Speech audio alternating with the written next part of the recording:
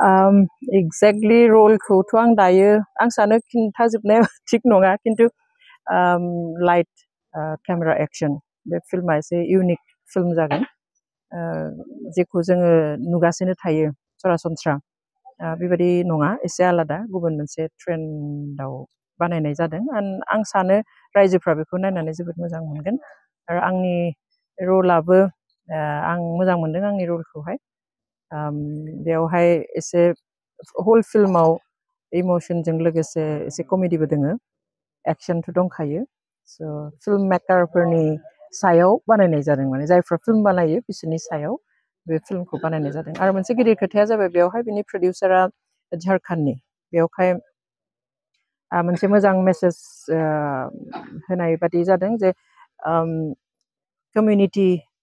मोननै कमिउनिटिनि गेजेराव मोनसे इउनिटि लानानै बे खामानिखौ मावनाय जादों बेवहाय मोजां मोनदों मावनानैहाय फिल्माथ' जोबोद मोजां जागोन बेनिफ्राय आं बेयाव बाहागो लानो मोननानै आं गावखौनो जोबोद गोजोननाय मोनदों मानो होनब्ला सानसोरां खाख्लारिनि फिल्माव आगोलावबो आं दंमोन खांख्राय होननाय जाय मुभिया जाय नायदों बिथांमोना मोन्थिगोन आरो बहुतानो गोजोननाय मोनदों आरो लोगोसे जोंनि बिसानि जिथुनाखि एवार्ड फांसन जालांबाय बेयावहाय बेस्ट जुरि एवार्ड बिथाङा सानसोरां खाख्लारिया माने आजावनो हादों जोबोद मोजां माने गथ'आ उन्दै जानो हागौ बारा माने बैसोआ आंनिसो एसे उन्दै अब्लाबो बिथांनि मावनाय दांनाय बिथांनि टेकनिक जोबोद मोजां जाय बिथांमोना माने बे फिल्मखौ नायगोन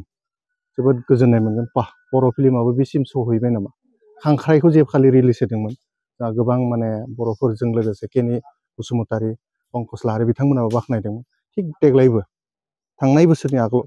जा नुलांबाय देग्लायबो आरो बेनिसै साबसिन हामसिन नोंथांमोना नुनो मोनगोन रायजोफोरनि गेजेराव जों मोजां मोनसे मेसेज बे फिल्मनि गेजेरजों होनो नाजागासिनो दङ बिथाङा लोगोसे आं बेयाव बाहागो लानो मोनना गावखौनो जोबोद गोजोननाय मोनदों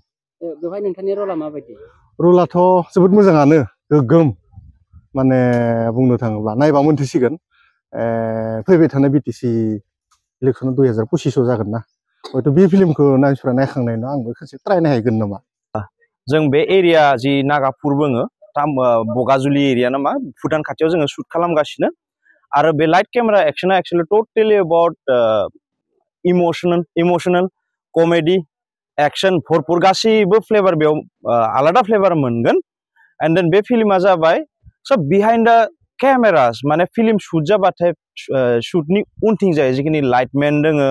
बा केमेरा पार्सन दोङो बा डिरेक्टर दोङो बिसोरनि स्टोरियावनो जोङो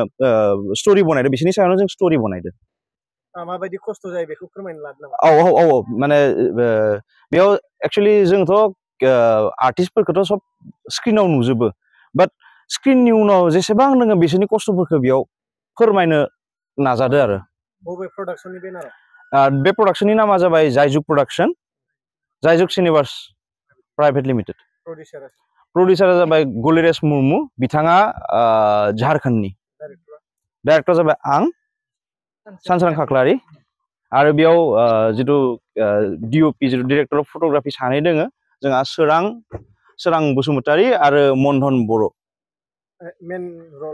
मेन रलाव थागोन जोंहा गलिरेस मुर्मु हिमसेल्फ जिथु प्रडिउसार दोङो जयन्त नार्जारी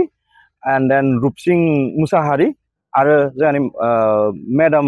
अन्जलि दैमारि आरो संगिना ब्रह्म बिथांमोनखौ लानानै मोनसे सावथुन जों बानायनो नाजादों माब्लासो ओंखारगोन बे बिफर दुर्गा फुजा जों डेटखौथ' दा लायाखै बाट आगस्ट या सेप्तेम्बराव जों रिलिज खालामनो होनना सानदों शुटखौ बेयावनो जे बे तामुलपुर एरियायावनो आरो गुवाहाटी एक्चुअली जोंनि बे प्रडाक्शना दा बे जाय जोंनि लाइट केमेरा एक्शन बेयो रिलिज जानो थांदो जायजुग सिनेमास प्राइभेट लिमिटेड होननाय प्रडाक्शननि आन्दाराव बे प्रडाक्शना दा थारै बियो दा 2025नि जोंनि जे सिनेमा टाइम जायखौ जों बुङो बिदि मथामति आगस्ट सेप्तेम्बर बिदि रिलिज जागोन जों दा प्रडाक्शननि हिसाबै बुंनो थाङोबा जोंहा प्रडाक्शना दा थिगैनो दोङो प्रडाक्शननिफ्राय जों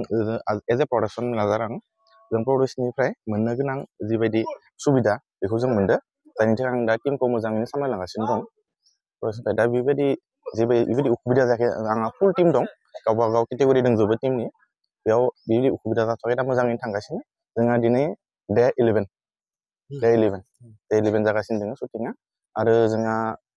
डे 11 19 डे आरो 19 स्टाफावबो जोंहा 30 डेन्सनि शिडिउलमोन जोंहा बे फिल्मा माबायदि जागोन नोंथाङा आसा खालामो? फिल्मा दा जोंनि हिसाबै आं स्क्रिप्ट हिसाबै नायनो थाङोबा फिल्माव दङ जोंहा इमोसन ड्रामा एक्सन जों गासैखौबो मोनजोबगोन बे फिल्माव आरो थारैनो आं सानो जोंनि अडियेन्सनि गोसोआव बे फिल्मा जायगा लानो हागोन।